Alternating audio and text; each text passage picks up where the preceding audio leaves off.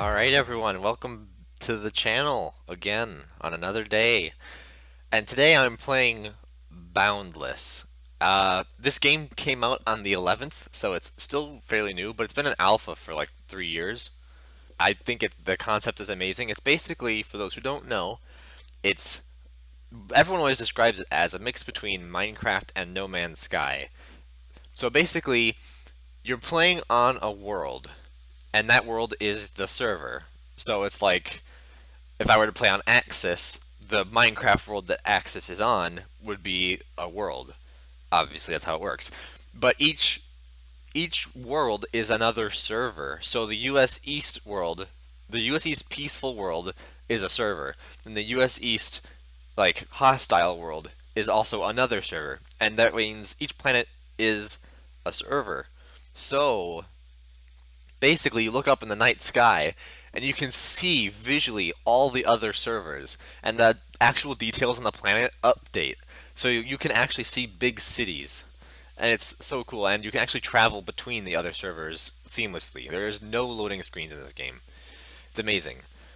But first, you gotta make a character. So, oh yeah, the thing everyone always makes fun of, there's 255 different colors of eyes. Well, first off, I wanted to get the body color going. And there's also male and female, but I'm going to do male. Character scale, I love this. You can actually choose your character's height. So you can do anywhere from 1.62 to 1.97. Yeah, let's do that. Steep Cerulean. I like that. Alright, so that's all of that set up. Yeah, let's do that. Character's name, Scrabby. Let's just do that. That works. Alright, confirm. Character complete. Accept. Import my Steam's friend characters. I only have none. So yeah, alright. So it's telling me to do USA East. But I'm more of a West, but I guess I'm not. So let's do USA East. I want to start on a tranquil world. And here I am, and mouse sensitivity is crazy. And then C is creep. Alright, so this is where you spawn. And I currently don't actually have any things. This is the Sanctum, and that is Beacon. Looks like that's where I'm going. You can see right here where my cursor is, there's all sorts of fancy stuff, and I guarantee you that's the capital. But he wants us to grab this stuff. So you grabbed it, and now it wants you to go into your inventory, which I guess is E. It's also E and I. So yeah, when you're not looking at anything, E is inventory, which is nice. I like that. Totem. Oh, it wants me to put it in my left hand? Really? Alright. So I've combined that, and now I can choose where I want to start. And it tells me there's Viking, the Arrow Lodge, Shadow Duff and Iris, Never Dark Mountain. So these are all towns and settlements. Silver, Safe Haven, Sen, Purple Road, Nomadic Light, Cabal. Wow, there's so many places. Shanubi, Bliss Haven, Blue Feral, Mango, Space Team, Unnamed Settlement. Oh, what was Nomadic Light, Purple Road, Machina Nation. I don't know any of these names. I know Beacon, because that's a very popular place. Obviously, everyone starts here. But I've never actually seen this section. It would appear that this section here is relatively unclaimed.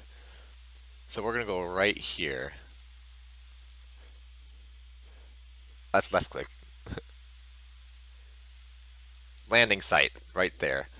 So now, I can interact with this warp conduit. And this is the main shining star of the game. So if I interact with this, I can choose my landing site, which is going to be Beacon, and you click on it, and you select Open Warp. And warps usually cost money, but a warp from the Sanctum, or Sanctuary, or whatever you want to call it, does not cost anything. So you gotta wait for it to load, And when it glows red, you can then break it. And I believe it's left click. Bam. This is where we are going, guys. These are pretty cool portals. And in fact, I love these things so much that I looked for a mod for these. Can I hit you? No, this is an NPC, by the way. It's the only NPC in the whole game. Anyways, let's go to our home. And I'm going to actually go in backwards because then you'll see the portal vanish. Back in. Wow, this place is looking great.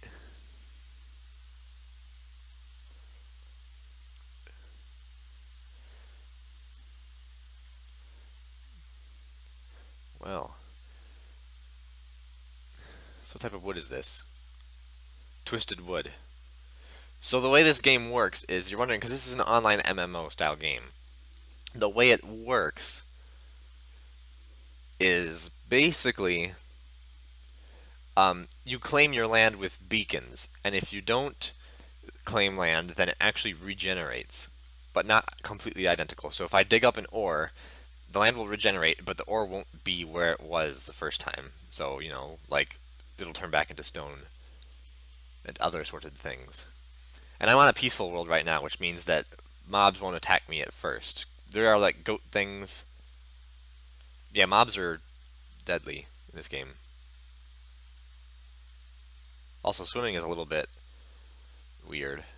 I still have to get used to that. Alright. Turn up my volume a little bit. So that's a tree. So it's got basically tutorials for you on the left side. So it says, reap the rewards of your efforts in the exchange. So you press tab, whereas exchange down here. And this is basically the way that this is like the internet for the game, I guess you could say. You basically buy and exchange cosmetics, and these are specific things you can get once per game, I think. I don't know, but you can get additional characters. You can cleanse your skills because this is a skill-based game. You can reset a skill. You can get a skill. You can change your appearance, and you can change your color. All these cost cubits, which are earned by leveling up. There is a Gleam Club, which is basically like this is basically how do I describe this? It's sort of like the special members club for the game. So basically, like, you pay extra and you get Gleam Club, which gives you extra. Well, actually, it says here, allows you to add colors to chat. You can type emojis. Your beacons will never run out of fuel while you're in the Gleam Club, so it'll automatically fuel for you. You can choose more colors, more than 250 colors. And it says a shiny Gleam Club character glyph, especially for members. So basically, this is just like this is the deluxe, I guess you could say, the deluxe package. None of it's actually required. Qubits, you can buy them with actual money, but you don't have to. You can just get qubits by playing the game, and you can also buy and sell qubits from players. Same with coins.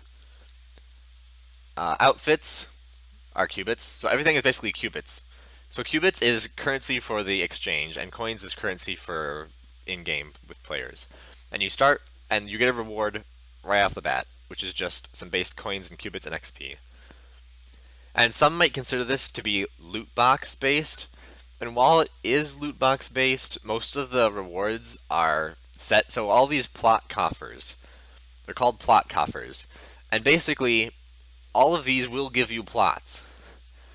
So this, if you buy this, it gives you 2 plots. This gives you 5, 10, 20, 40, 80. So yeah, basically, it's basically just the way you get experience, you get qubits by playing the game, and then you spend those qubits to be able to build more. It's very simple. And you start off with, I think, 16 plots? I can't exactly remember what it is.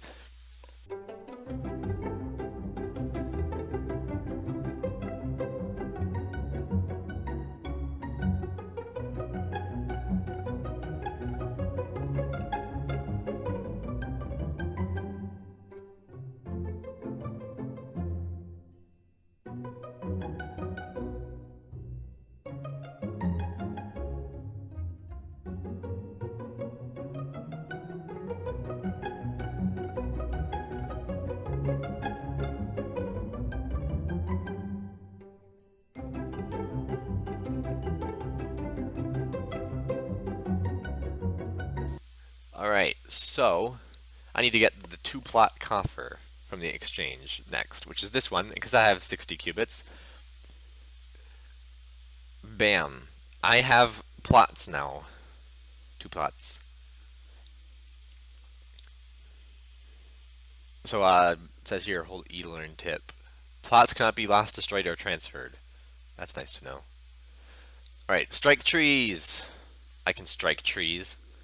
I don't want to take those down because they're nice looking. So let's strike one of these dead trees. Also, these goats are deadly. You do not want to mess with them. If you get in their way, they will destroy you. But this game has bosses, sort of like Guild Wars, how you would do boss rushes. This game has titans, which are basically continent, like they're town-sized behemoth monsters. And if you fight and beat them, you get rewards. Very good rewards. And that's like end game, is the titans. They're incredible. I really want to like, can I switch this to my right hand? Yeah, but that's right click. That's weird. Alright, switching that back over. Oh, I actually already have a wood in my inventory. So this game is very much like Minecraft, except wedges. There's a lot of cool things you can chisel with. Alright, gather some wood.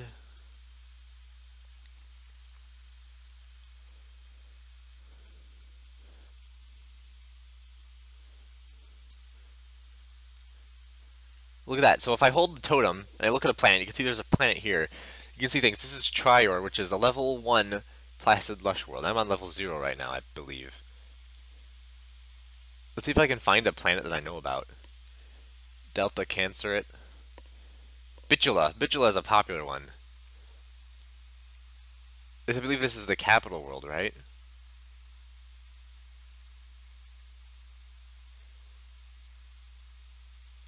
I don't know. Oh, there it is, the capital. Yeah, PS. That's the portal something hub. Basically, that's the capital of the universe. Is this planet? And I don't know about that one. There's a lot of. I think there's like 18 worlds. In fact, what I think I'll probably do is I'll probably pop up a little bit of a guide just to teach you guys about the world. Alright, so this is a map of the Portal Seekers network, which contains all of the planets currently available in the game. Um, as far as I know, this is the most up-to-date available map. So, yeah, let's just go over it. So, if you look here down in the bottom area, we have the European servers there on the far right. Then we have the US East servers here in the middle. And then over on the left side, we have the US West and Australian servers. So servers are arranged by area, obviously. Like I said, European, American, and Australian.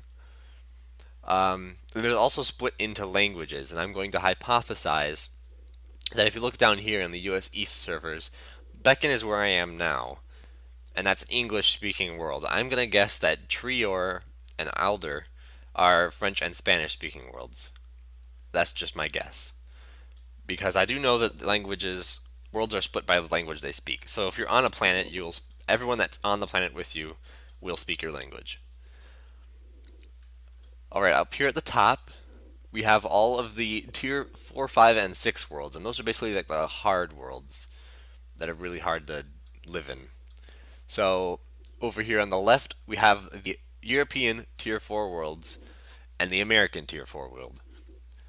Over here on the right, we have another European tier 5 world and 2 American tier 5 worlds. And then up here at the top, we have the 3 tier 6 worlds available. 2 of them are American and 1's European.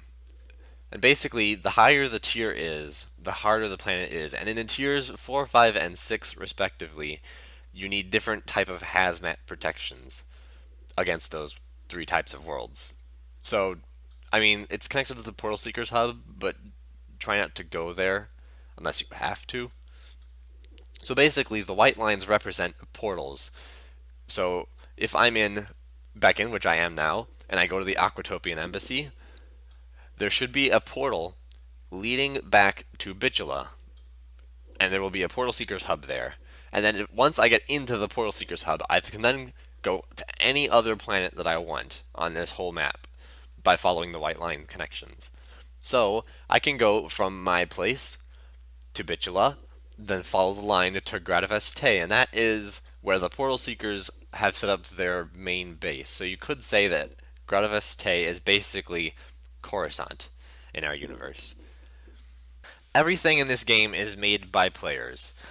So the devs basically gave you the tools, and all of the portal hubs and towns and even the economy is all player run, which means that there is like stocks and stock marketing sort of things. So imagine in real life, like some new item comes out or something.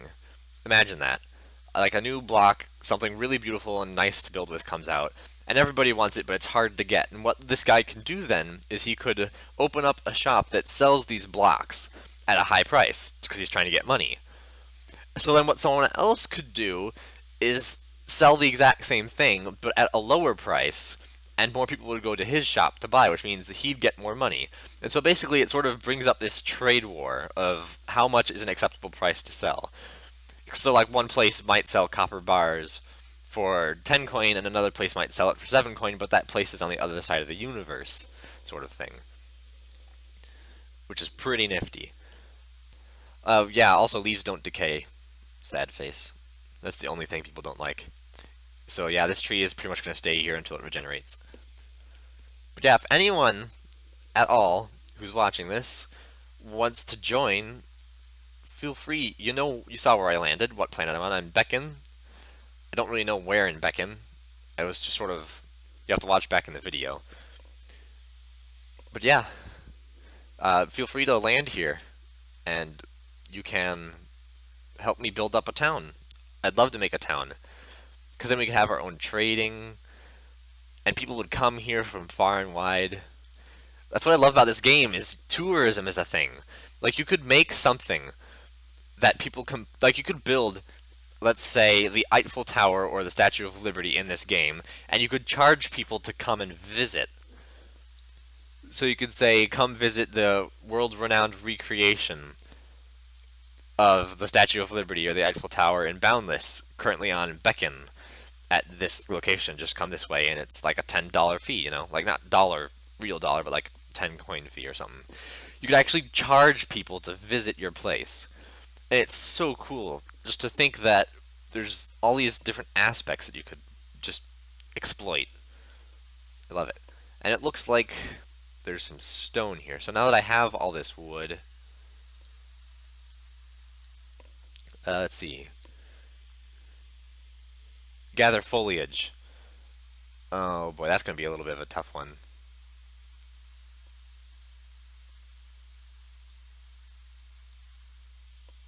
Oh, was that food?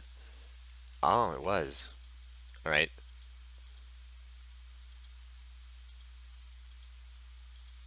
So I'm going to gather some food from the plants here. I don't know if there's any kind of farming in this game, because I haven't seen it. But this game does go pretty in depth.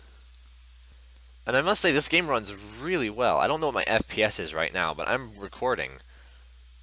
And I'm not having any lag issues. In fact, my frame rate's staying pretty high. Oh, this is great. This is where I'm going to place my campfire for sure. Inventory, campfire, right hand. And you can see here it shows you the chunks. So this game sort of has 8x8 chunks, I guess you could say. And that's how the claiming system works. So I want to claim a tree. So I guess... Actually, I don't want to claim the tree because if someone comes along and mines it. That's interesting. So it's set. So you see as I scroll, the left and right wheels both rotate. So now I'm holding my totem and the campfire, and if I scroll again, I'm holding nothing. And I guess you can't do anything with nothing in your hand. That's interesting. I didn't know that's how that worked. Yeah, let's start right here. Bam, campfire. And this area, if I'm holding my totem, you can see, this is my area. And I believe it's not permanent, but I also believe that it goes up forever. I'm not certain how that works. Press B to toggle beacon plot visibility. Alright. Yes, I know that tip. So, let's see. No friends. I'd love to have friends. Places. Look at this. Beacon. So the capital of Beacon is the Aquatopian Embassy, which I've actually seen. Can I plot coordinates there? Location. West of Question, so I don't actually know there. Worlds. Settlements. Beacons.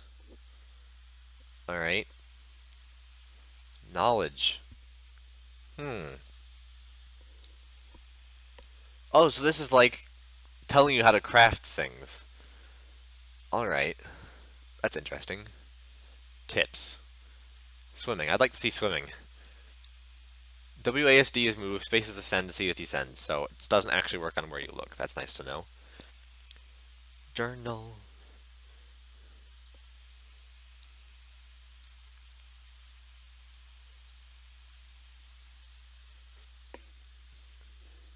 Alright.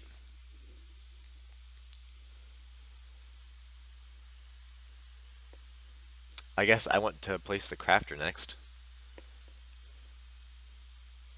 Alright. So now I can make tools and plots and beacons. So I think the first thing I'm going to do is I want to make wooden tools. So I'm going to go and cut down some more of those ugly trees.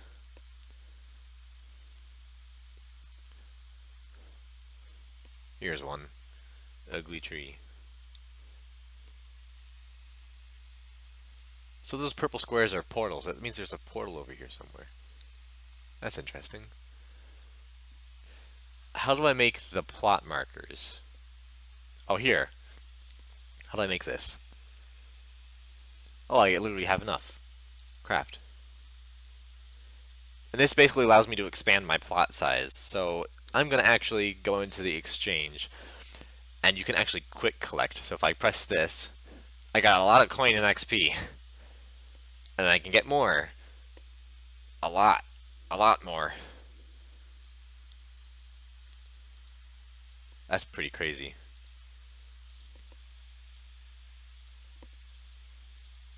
So now I have 300 cubits and 550 coins, which is great. 2 out of 2 land plots. Oh, I don't have any more plots. I have to get them from the exchange. I forgot about that. I got that coffer, though. I may as well open that.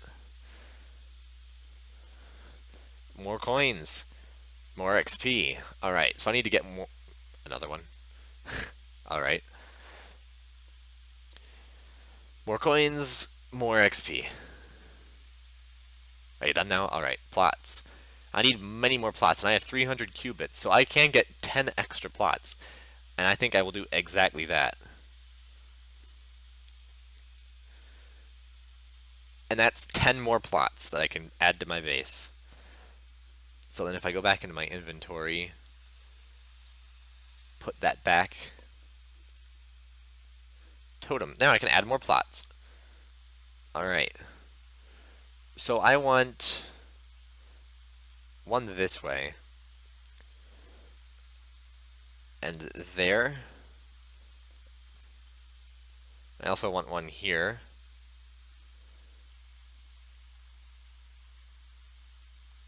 So these are all my plot right now.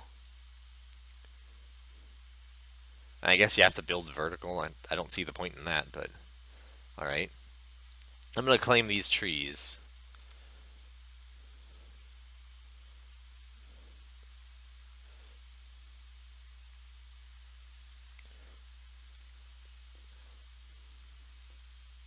Landowner 1.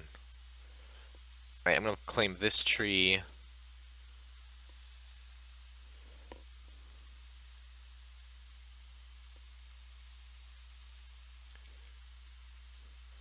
That plot. That plot. I have one more plot. So far my plot is basically a square.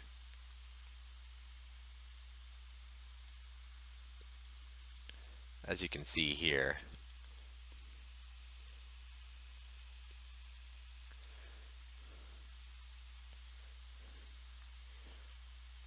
Alright, so for now, my last plot. Oh, there's already a plot there. I didn't think I had. No, it's this corner. Alright, last plot. There we go. So that's all of my plots used. Alright, so I'm back here at the sanctuary, and every time you leave the game, you come back here. And as you can see, this is Beacon, where I live, and that is my base right there. And I'm fairly certain. Yeah, there's Aquatopia. It's directly south of my base. It's even in the same lake. That's my base right there. And if I head south, Aquatopia. And I want to actually go to Aquatopia. Alright, everyone. So we're back after my internet just died on me. Back here at the sanctuary, looking up at the Beacon sky. Alright. But the portal is now open. And this is my base. And it's actually on the ground. That's really interesting. So yeah, you can see right through, but let's step on through. I'm going to go in from this side because I'm a rebel. Alright, so welcome to Beacon.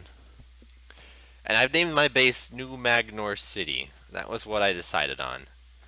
As you can see, these trees I have set up as sort of like the center of my base. So this is sort of like a courtyard. And basically, this is going to be the portal hub for my city. So I'm going to have portals down here, and there's going to be stairs up to the next level where there's going to be some more portals. And I'm planning on having the main portal back to the embassy be located right about here on the edge. Also, I'm really sorry. There we go. Torch. I'm a better person. But I have basically, as you can see, I've got a lot of junk. I have portals. I can't actually make a portal now, but I don't have the fuel for it. I've been to Aquatopia already, and I bought a large amount of this stuff. And when I say large amount, I mean I bought portal blocks. But since last time, I've got this furnace set up, which allows me to cook glue. I've got this workbench set up, which is basically an advanced crafting table. And I have this extractor set up, which, I mean, it's there. I only use it for sackcloth. Ort shard. This is what you need to fuel portals, but it requires rough ort stone, and that's really hard to get. So when you craft these workbenches and extractors, you get 4 blocks, and I thought that meant you get 4 workbenches. No, the way it works is you place them 1, 2, 3, 4 in a square like this, and it makes a multi-block machine, you know, like Minecraft. But anyways, so if you can see up on my HUD bar, there's a person over here. Oh, I keep falling into this hole. I need to get rid of this. This is so annoying. Come on. Get out of the hole. Get out of the hole. There we go. Anyways, like I said, there's a person over here, and you see that? That is someone's base. I didn't know that. Also, supposedly there's somebody over there and somebody over there. But you see this waypoint I have, and there's an orange little sliver, and if I turn around to face south, you'll see there's another orange square right there. Right there. See where I'm looking? It's this way. There's an orange square right there on the compass. That is Aquatopia. That is, if I go this direction or this direction, I will reach Aquatopia. And it doesn't tell you which one's farther, but when I set the waypoint, it tells me to go this way. So I guess that's farther, but, I mean closer. But what I'm going to do, and my inventory is basically empty, I'm going to head to that base, because there's a guy next to that base, because that's, if you know, that base, you probably don't know, that base is on a lake. And on the other side of the lake is a person. A person lives on the other side of the base, and he's a YouTuber. Well, he was. He's sort of kind of dead right now.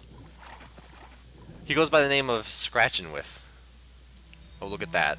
1,000 feet swam. That's great.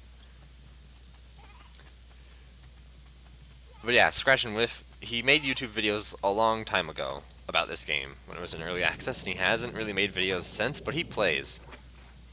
So maybe we'll catch him when we're over there. Who knows, that'd be pretty cool. I already told him, I found him on YouTube, and I was like, oh hey, it turns out I live very close to you. So, you never know, maybe someday we'll meet up. But here we are at the guy's base. And level of detail in this game is really weird, the way it loads things. Wow, there's so many people over here. There's Linear. I'm guessing this is the guy who owns this base. I don't really know, but I've been inside of it and there is nothing there. It's all show. No tell. Yeah, level of detail kills this game. It's the only problem is it does some really weird rendering tricks to improve performance. I've entered Under Lake. Yeah, I've been here before. This is Under Lake, although it's mostly over lake. I guess this is technically... Yeah, most of his base is Under Lake. See? That's the entrance. At least I think it's the entrance. It's the way I got in. And then there's this cute pirate ship here. I love this pirate ship. It looks good. And it's not just attached to the ground. It's actually a pirate ship. And I am in Duskhaven. Ooh. So this dock area is Duskhaven. As you can see, he didn't claim the area on top, so there's a bunch of floating trees. But this is basically the biggest town next to my base, and there is a small, ridiculously tiny shop set up here. And they have a portal hub set up, but it doesn't actually go anywhere yet. So this is basically a baby town. This is what my town is aspiring to be. So here's the shop. They aren't selling anything right now, because it's all sold out. I have no idea where the portal hub was. But that's not gonna matter, because like I said, there's no portals in the portal hub. There's the portal hub, I think. But yeah, we're very close to scratching with space now. Yeah, you can see on the map portals. This is the portal hub. There is currently no open portals in said portal hub. That's very deep. If you fall, you die. So instead, we're going to head out to Scratchin' with Space. And I have no idea which way it was from here. I have completely forgotten. But I think it's this way. There we go. Oh my god, this is a YouTuber. Dan Before Time. No way, I've seen his place on videos. Everyone go check out Dan Before Time on YouTube. This is pretty insane. I wonder if he's here right now. Probably not. This is his garden. Actually, this looks like his base. Yeah, this is his base. His portal's right up there.